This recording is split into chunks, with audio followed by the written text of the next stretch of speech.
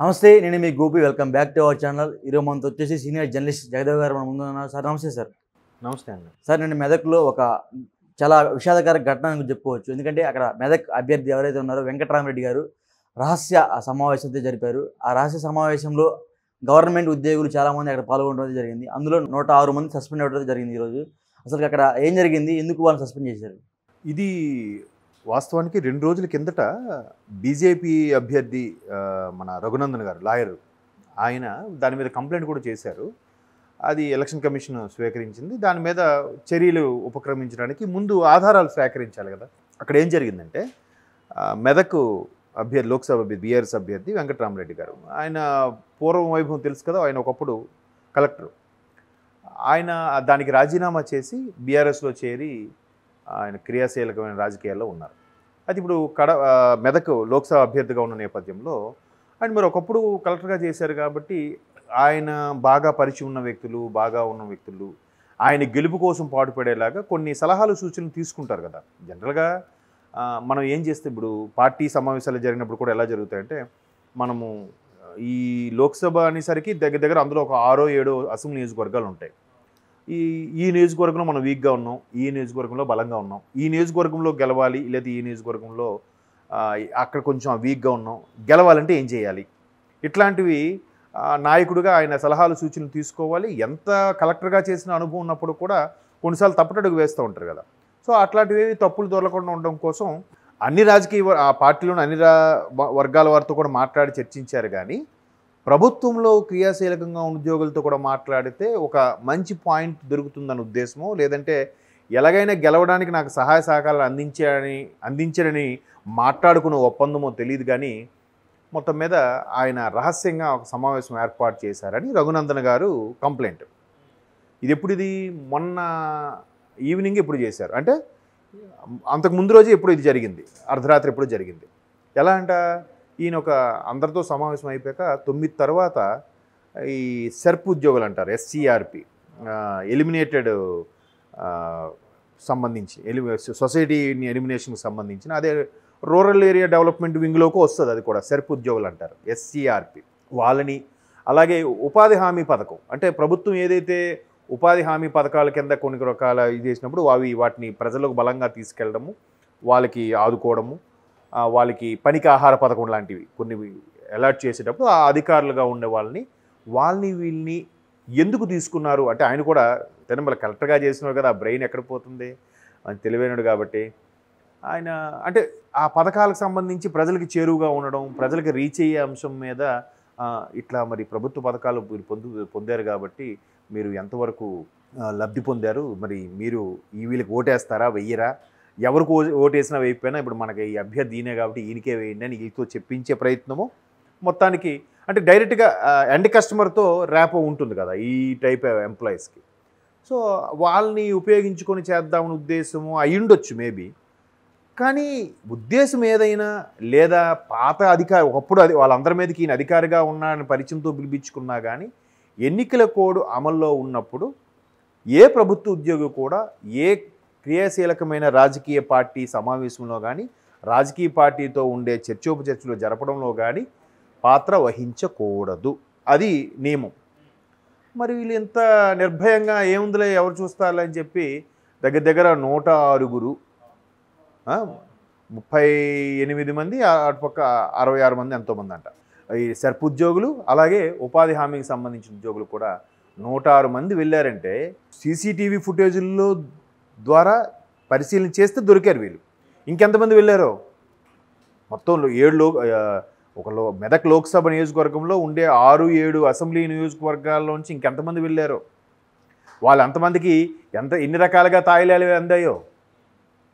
మొత్తం మీద ఈ రఘునందన్ గారు ఏదైతే కంప్లైంట్ చేశారో అది నిన్న నైట్ ఎప్పుడో బులెటిన్లో చూశాను నేను. యాక్చువల్గా రఘునందన్ గారు ఇలాగ కంప్లైంట్ చేశారు, దాని మీద ఈసీ యాక్షన్ తీసుకోబోతుంది. బట్ చర్యలు తీసుకుని మొత్తం మను చౌదరి ఎవరో ఉన్నారు కలెక్టర్ మెదక్ డిస్ట్రిక్ట్, ఆవిడ మొత్తం ఎంక్వైరీ చేస్తే పోలీసులు వెళ్ళేసరికి అడ్డుకున్నారంట, లోపలికి పంపించలేదు అక్కడ ఉన్న కొంతమంది భద్రతా సిబ్బంది. మొత్తానికి వాళ్ళు తోసుకుని లోపలికి వెళ్ళేసరికి అక్కడ ఎవరు వెంకటరామరెడ్డి గారు లేరు, ఎంప్లాయీస్ కూడా లేరు. బట్ సీసీటీవీ ఫుటేజ్లో ఇవాళ రేపు టెక్నాలజీ వాడుతున్నారుగా అందరూ, ఆ టెక్నాలజీ వాడే సందర్భంలో సీసీటీవీ ఫుటేజ్ చూస్తే ఫుటేజ్లో దొరికిన వాళ్ళందరికీ కూడా కలెక్టర్ ఫుల్ పవర్స్ ఇచ్చేస్తుంది కదా. ఎన్నికలు కూడా అమల్లో ఉన్నప్పుడు అందరికి కూడా ఫుల్ పవర్స్ ఉంటాయి. ఎన్నికల కమిషన్ ఏది చెప్తే అది కళ్ళు మూసుకొని తూచా తప్పకుండా పాటించాల్సిందే. ఒకేసారి మూకుమ్మడిగా 106 106 అంతమంది ఎంప్లాయీస్ని సస్పెండ్ చేయడం అనేది that credit goes to Raghunandan గారు, అలాగే కలెక్టర్ గారు కూడా అంతే కదా. అంటే ఇలాంటి విషయాల్లో విచక్షణారహితంగా ఆర్డర్స్ పాస్ చేసేయాలండి. చేయకపోతే ఏమవుతుందంటే మరికొద్దిగా ఇష్యూస్ ఎక్కువైపోతాయి. ఇవి మళ్ళీ ఇప్పుడు ఆ కలెక్టర్ గారి మీదకి వస్తుంది. నువ్వు అంత చర్యలు ఆ విట్నెస్లు దొరికినా కూడా మీరెందుకు చర్యలు తీసుకోలేదు, వెంటనే వీళ్ళకి ట్రాన్స్ఫర్ చేస్తారు లేదా వీళ్ళకి ఎక్స్ప్లెనేషన్ ఇమ్మంటారు. ఎన్నికల కమిషను ఎటువంటి చర్యలను తీసుకునే పవర్స్ ఉన్నాయి వాళ్ళకి.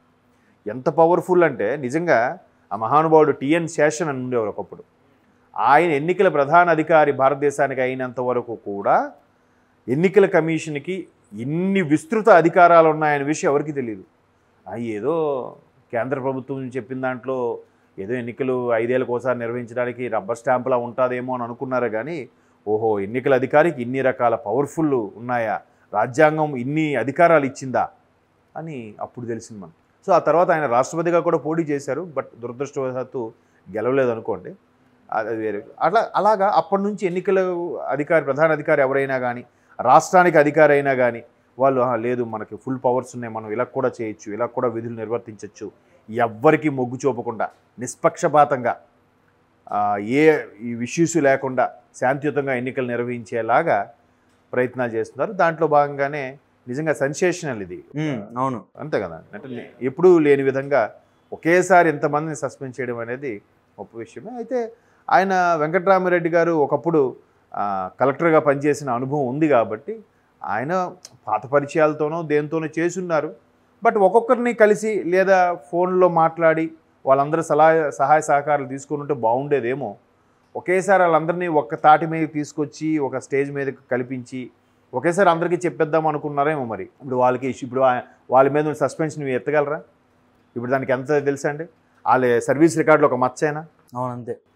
రేపొద్దున్న ఇంకెవరు వాళ్ళకి పవర్స్ ఇవ్వాలన్నా కూడా వాళ్ళు రేపొద్దు ప్రమోషన్ మీద పై అధికారి అవుతారు. అయినప్పుడు కూడా వీళ్ళప్పుడు లాస్ట్ టైం సస్పెండ్ అయ్యారు కదా, మీరు సైడ్ ఉండండి, మీ ఫైల్ తర్వాత చూస్తా ఉంటారు. అది ఎంత రిమార్క్. వాళ్ళు కుటుంబ సభ్యులు కూడా చాలా పెయిన్ఫుల్గా ఫీల్ అవుతారు. దట్టు ఎన్నికల ముందు. సస్పెండ్ అనేది 3 నెలల్లో 6 నెలల్లో ఉంటుంది. 6 నెలల్లో 3 నెలలు అనేది అక్కడితో అయిపోతే సింపుల్గా కాలేజీలో సస్పెండ్ అయితే 7 రోజులు సస్పెండ్ అయితే 8వ రోజు సీరియస్గా కాలేజీకి వెళ్ళిపోయేలా కాదు కదా. దానికి మళ్ళీ దాన్ని ఏమంటారు, ఒక ఇన్వెస్టిగేషన్ టీం ఉంటుంది, దానికి ఒక ఎక్స్ప్లెనేషన్ ఇవ్వాలి.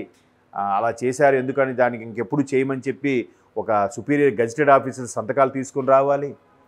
ఎంత తతంగా ఉంటుందో తెలుసా అండి. లేదంటే రకరకాలుగా ఒక్కొక్కరు ఒక్కోలా పెట్టుకుంటారు. కొందరు డాక్టర్ సర్టిఫికేట్ పెట్టుకుంటారు, కొందరు ఇంకోటి పెట్టుకుంటారు, అట్లా చేస్తారనమాట. సో ఈ మొత్తం మీద వెంకట్రామిరెడ్డి గారి ఐడియా ఏదైతే అది పారిందే అనుకోవచ్చో పారలేదు అనుకోవచ్చో చెప్పండి. మొత్తానికి ఆయన ఐడియా ఏదైతేనేమి ఇంకా వీళ్ళందరికీ మచ్చపడింది. ఇప్పుడు ఇంకా ఓపెన్ అయిపోతారు. ఎలాగో మీరు సస్పెండ్ అయ్యారు కాబట్టి మీరందరూ నాకు హెల్ప్ చేయండి, మీ దగ్గర ఉన్న కాంట్రాక్ట్స్ అన్ని ప్రకారం నాకు ఓటేమని చెప్పండి అని వాడుకుంటారు. అంటే కావాలని ఇరికించుంటారంటారా? కావాలని ఇరుకుంటుండ్రు ఏమో. ఇప్పుడు ఆ ఉద్యోగులు పడిన వాళ్ళు ఉంటారు కదా, వాళ్ళే ఇరికించొచ్చేమో. ఇప్పుడు ఫర్ ఎగ్జాంపుల్ 2 ఉన్నారు ఎంప్లాయీస్, వీడికి పిలుపు వచ్చింది వెంకట్రామిరెడ్డి గారి నుంచి. పిలుపు వచ్చిందంటే అర్థం ఏంటి, వీడికి ఏవో తాయిలాలు అంతాయి, వీడికి రాలేదు. వీడు వెళ్ళి ఊరుకుంటాడా, వీడికి చెప్తాడు, అరే మన పాత కలెక్టర్ గారు రమ్మన్నారా, ఇలా పొడి చేస్తున్నారు కదా, వెళ్దాం మనకేమైనా వస్తా అంటే, ఒరే మనం వెళ్ళకూడదేమంటే ఏం కాదు రారా అంటాడు. వీడు చూస్తాడు, వీడికి పిలుపు రాదు. వీడు ఏం చేస్తాడు, అమ్మ వీడు నాకు ఇవ్వకుండా, అంతే కదా, పక్కోడు పచ్చగా ఉండి చూడలేం మనం. మేబీ ఇలాంటి వాడు ఎవడని చెప్పాడేమో. లేదా రాజకీయ ప్రత్యర్థులు సరిగ్గా సిద్ధంగా ఉంటారు. ఇప్పుడు ఎన్నికల పోరు హడావుడిగా ఉంది. మరోవైపు బీఆర్ఎస్ చాలా ఇష్యూస్ ఎదుర్కొంటుంది. ఫోన్ ట్యాపింగ్ అనేది బిగ్గెస్ట్ ఇష్యూ ప్రస్తుతానికి. జక్కర్ స్కామ్ కవిత గారిది. ఫోన్ ట్యాపింగ్ వ్యవహారం ఎక్కడెక్కడికి వెళ్ళిపోయిందంటే ఆ ఫోన్ ట్యాపింగ్తో అభ్యర్థుల్ని ప్రత్యర్థుల్ని లోబర్చుకోవడమే కాకుండా హీరోయిన్లు కూడా వాడుకున్నారనే స్థాయిలో విమర్శలు గుప్పిస్తున్నారు. అది ఎంతవరకు వాస్తవం తెలియదు. అది మెడకు చుట్టుకున్నది ఇంకా చాలదన్నట్టు మళ్ళీ ఇది ఒకటి. మొత్తానికి బ్యాడ్ డేస్ నడుస్తున్నాయని అనుకోవాలి. మొత్తానికి ఆ ఉద్యోగస్తులు బ్యాడ్ డే అది. Okay sir, thank you sir.